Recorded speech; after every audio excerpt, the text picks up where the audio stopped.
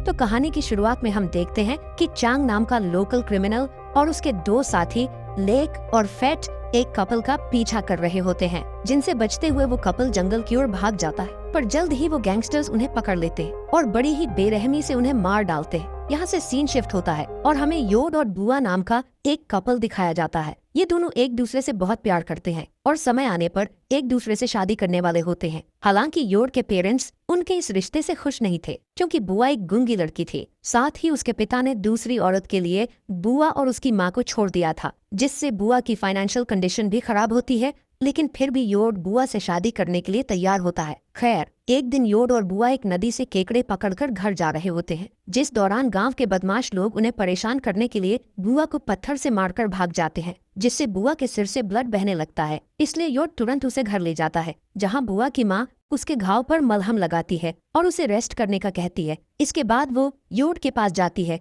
और उससे कहती है कि तुम्हें एक अच्छी लड़की और अच्छा ससुराल मिल सकता है, इसलिए अब से तुम्हें बुआ से मिलना बंद कर देना चाहिए। जिस पर योड कहता है कि मैं बुआ से सच्चा प्यार करता हूँ और मुझे गांव वालों की बातों से भी कोई फर्क नहीं पड़ता है। इस तरह योड अपने परिवार और गांव वालों के खिलाफ होने के बावजूद भी बुआ के साथ रहने का डिसीजन लेता है। वो दोनों अगले दिन फिर से मिलते हैं और एक दूसरे के साथ टाइम स्पेंड करने के लिए मछलियाँ पकड़ने जाते हैं और उन्हें पकाकर एक साथ खाते हैं। इसी गांव में चैंग और उसके दो साथी भी रहते हैं, जिन्हें देखकर ऐसा लगता है कि उनके पास लोगों को तकलीफ पहुंचाने के अलावा कोई और काम नहीं है। इसके अलावा वो लोगों के सामान और उनके पैसों को चुराकर अपना गुजारा करते थे। चैंग की एक पत्नी भी है, जो अक्सर चैंग को उसके बिहेवियर के लिए डांटती रहती है, लेकिन चैंग उस पर ध्यान नहीं देता था। एक दिन जब योड और बुआ मछलियाँ पकड़कर घर जा रहे होते हैं, तब चांग और उसके दोनों साथी उनके सामने आ जाते हैं और उनसे मछली से भरी बाल्टी छीनने लगते हैं। यहाँ चैंग बुआ को भी परेशान करता है, जिससे योड उसे बचाने की कोशिश करने लगता है, लेकिन वो सभी आसानी से उस पर हावी हो जाते हैं। तभी चांग की पत्नी वहाँ आ जाती है, जो चांग और उसके साथियों से योड और बुआ को बचा लेती है। शाम को जब योड अपने घर जाता है, तब उसके पिता हमेशा की तरह उसे बैंकॉक जाकर नौकरी करने का कहते हैं। असल में उनका मानना था कि पैसे कमाने के लिए योड का बैंकॉक जाना बहुत जरूरी है, लेकिन योड का कहना था कि वो शहर में रहने की बजाय गांव की शांति में रहना पसंद करता है। अगली सुबह हम एक बौने चोर को देखते हैं, जो एक दुकान से केले चुराकर भाग जाता है। इसी दौरान बुआ भी केले लेकर उस दुकान के पास से गुजर रही होती है, जिससे दुकानदार बुआ को चोर समझकर उसे बुरा भला कहने लगता है। बेचारी बुआ गूंगी होने के कारण अपनी बेगुनाही साबित नहीं कर पाती और रोने लगती है। इसी दिन योड की माँ बुआ की माँ से मिलने आती है और उससे कहती है कि मैं एक गूंगी लड़की से अपने बेटे की शादी नहीं कराऊंगी, इसलिए तुम बुआ को मेरे बेटे से दूर रखो। इधर बुआ भी ये सब बातें सुन लेती हैं, जिससे वो बहुत दुखी हो जाती है। इसके बाद बुआ खेत की ओर चली जाती है और रोते हुए सोचती है कि आखिर पूरा गांव उससे नफरत क्यों करता है। थोड़ी देर बाद योड वहां आता है और उसे गले लगाकर वादा करता है कि मैं कभी भी तुम्हारा साथ नहीं छोड़ूंगा और जल्द ही तुमसे शादी कर लूंगा। जिसके बाद वो दोनों मछली पकड़ने के लिए निकल जाते हैं। यहाँ योड मछली पकड़ने के जाल को ठीक कर रहा होता है, जिस दौरान चांग और उसके साथी वहाँ आकर बुआ को किडनैप करके उसे जंगल में ले जाते हैं, जहाँ चांग जबरदस्ती उसके कपड़े उतारने की कोशिश करता है, जिससे बुआ उससे लड़ने की कोशिश करती है, लेकिन वो तीनों लोग बुआ को बुरी तरह पीटते हैं। इस बीच जब योड को कहीं भी बुआ दिखाई नहीं देती, तो वो उसे आसपास खोजने लगता है। तब उसे बुआ की एक स्लीपर मिलती है, जिससे उसे एहसास होता है कि बुआ खतरे में है, इसलिए वो जंगल में जाकर उसे ढूंढने लगता है। जिसके बाद वो देखता है कि चैंग और उसके साथी बुआ पर बेरहमी से हमला कर रहे हैं, इसलिए वो बुआ को बचाने के लिए तीनों गैंगस्टर से लड़ाई करता है। पर वो तीनों गैंगस्टर्स आसानी से योड पर काबू पा लेते हैं और उसे मार मार कर घायल कर देते हैं। इसके बाद चैंग बुआ के साथ जबरदस्ती करता है और फिर वो गैंगस्टर्स उन दोनों को मारकर जंगल में कहीं दफना देते हैं। रात होने पर जब बुआ घर नहीं लौटती, तब उसकी माँ को उसकी बहुत फिक्र होती है, इसलिए वो अगली सुबह योड के परिवार से मिलने जाती है, जहाँ उसे पता चलता है कि रात से योड भी घर पर नहीं लौटा है। इस बात से परेशान योड और बुआ के पेरेंट्स अपने बच्चों की तलाश में निकल जाते हैं। जब वो खेत में पहुँचते हैं, तो उन्हें वहाँ योड और बुआ का सामान दिखाई देता है, जिससे उन्हें अपने बच्चों की और भी ज्यादा फिक्र होने लगती है। यहाँ उन्हें एक आदमी मिलता है, जो बताता है कि चांग और उसके साथी कुछ दिनों से योड और बुआ का पीछा कर रहे थे। ये जानकर वो तीनों सीधे चांग के घर जाते हैं, जहाँ चांग उन्हें धमकी देकर भगा देता है। इसके बाद वो तीनों दुखी होकर पुलिस स्टेशन में मिसिंग रिपोर्ट कराते हैं और पुलिस को बताते हैं कि उन्हें चांग और उसके लोगों पर शक है कि उन्होंने उनके बच्चों के साथ कुछ गलत किया है। जिस पर ऑफिसर कहता है कि अभी उनके पास चांग के खिलाफ कोई सबूत नहीं है, इसलिए वो कोई एक्शन नहीं ले सकते। इसके अलावा ऑफिसर कहता है कि शायद दोनों बच्चे अपनी नई जिंदगी शुरू करने के लिए शहर भाग गए होंगे। इसके बाद हम चांग के एक साथी लेक को देखते हैं जो जंगल में अकेला घूम रहा होता है। असल में उसे अपने किए क्राइम का बहुत गिल्ट था और वो अपने गिल्ट से भाग नहीं पा रहा था। कुछ ही समय बाद चांग और फेट उसके पास आते हैं और उससे पूछते हैं कि क्या तुम ठीक हो, जिस पर लेक कहता है कि मैं कुछ दिनों से बहुत बुरा महसूस कर रहा हूँ और अपने आप को बदलना चाहता हूँ। इसके अलावा वो चांग और फेट को भी बुरे काम छोड़ने का सुझाव देता है। ये सुनकर चांग को उस पर गुस्सा आ जाता है और वो अपनी गन निकालकर लेक पर तान देता है। यहाँ चांग लेक से धमकी देते हुए कहता है कि अगर पुलिस को हमारी करतूतों के बारे में पता चला तो मैं तुम्हें जान से मार दूंगा। अब तीनों शिकार करने के लिए जंगल के अंदर चले जाते हैं। जब वो जंगल में जानवरों को ढूंढने की कोशिश कर रहे होते हैं तब अचानक से उन्हें बुआ की आत्मा दिखाई देती है, जिससे वो सभी बुरी तरह डर जाते हैं और जंगल से भागने के लिए मजबूर हो जाते हैं।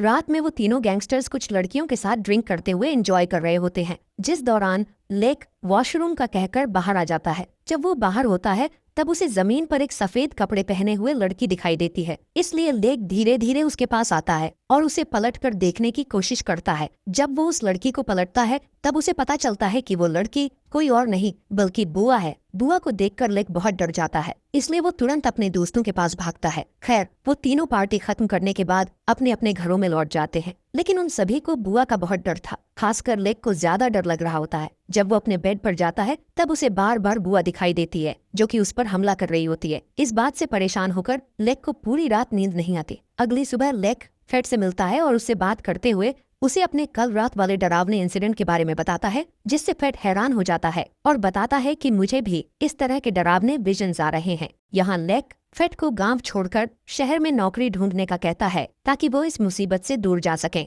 इसके अलावा लेक कहता है कि अगर गांव वालों को हमारे बुरे कामों के बारे में पता चला तो वो हमें बर्बाद कर देंगे। जिसके बाद फेट कहता है कि हमारे जैसे लोगों के लिए नौकरी पाना बहुत मुश्किल है, इसलिए हमें गांव में ही रहना होगा। अब वो तीनों एक बार फिर से जंगल में शिकार करने के लिए जाते हैं, जिस दौरान लेक के सामने बुआ आ जाती है और उसका पीछा करने लगती है, जिसे देखकर लेक डर जाता है और उससे अपनी जान बचाकर भागने लगता है। भागते समय अचानक से कोई उसके सिर पर एक लकड़ी की टहनी से हमला कर देता है, इसलिए वो फ्रेश होने के लिए वॉशरूम में जाता है, जहां उसे योड की आत्मा दिखाई देती है, जिससे फेट और भी ज्यादा डर जाता है। दूसरी सुबह फेट मरने के डर से परेशान होकर मंदिर में जाता है, जहां वो अपनी जान बचाने के लिए भगवान से प्रार्थना करता है। इसके बाद वो चैंग से मिलता है, उसे बताता है कि मैं गांव वालों के सामने अपने गुनाहों को कबूल करने वाला हूँ। इस बात पर चैंग को बहुत गुस्सा आता है और वो फेट के चेहरे पर मुक्का मारकर उसे चुप रहने का आदेश देता है। लेकिन फेट अब और चुप रहना नहीं चाहता था, इसलिए वो जिद करने लगता है कि वो गांव वालों को सब कुछ बता देगा। इस बात पर चांग उसे बेरहमी से पीटने लगता है और जान से मारने की धमकी भी देता है, इसलिए फेट उससे डरकर शांत हो जाता है। इसी रात चांग को भी एक डरावना सपना आता है,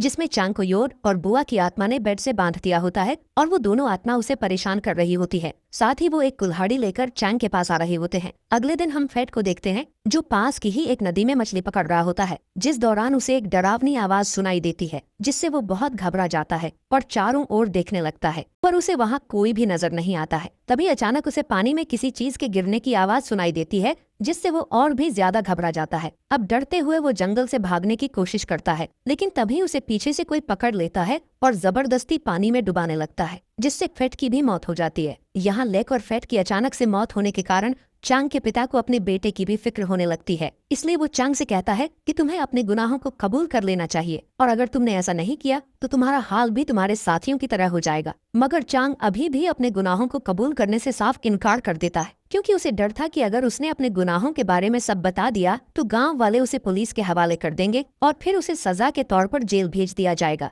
इसके बाद जब रात में चांग अपनी वाइफ के साथ सो रहा होता है तब उसे किचन से कुछ आवाज सुनाई देती है, जिसे सुनकर वो चौंक जाता है और अपनी वाइफ को जगाकर उससे पूछता है कि क्या तुमने अभी किचन से कोई आवाज सुनी थी। यहाँ वाइफ उसे कुछ जवाब देने के बजाय उसे बुरी तरह डांटती है, क्योंकि चांग ने उसे जगाकर उसकी नींद खराब कर दी थी। खैर, चांग की वाइफ दोबारा सो जाती है और चांग भी सोने की कोशिश करता है, पर तभी चांग को एक बार फिर से वही आवाजें सुनाई देती हैं, जिससे चांग बुरी तरह डरने लगता है। इसलिए वो तुरंत उठता है और लाइट ऑन करने के लिए जाता है, जहां उसे पता चलता है कि उसके घर की ट्यूब लाइट खराब हो गई है। अब क्योंकि चांग को अंधेरे से डर लग रहा था, इसीलिए वो मोमबत्ती जलाने का सोचता है, पर जब वो मोमबत्ती जलाता है तब मोमबत्ती अपने आप ही बुझ जाती है। जिसके बाद चांग दोबारा उस मोमबत्ती को जलाता है और जैसे ही वो पीछे मुड़ता है तो उसके सामने बुआ की आत्मा आ जाती है, जिससे चांग बुरी तरह डर जाता है। पर किसी तरह वो एक चाकू उठाता है और बुआ के ऊपर बार बार अटैक करने लगता है, जिस दौरान उसे एहसास होता है कि उसने चाकू से बुआ पर नहीं बल्कि अपनी वाइफ पर हमला किया था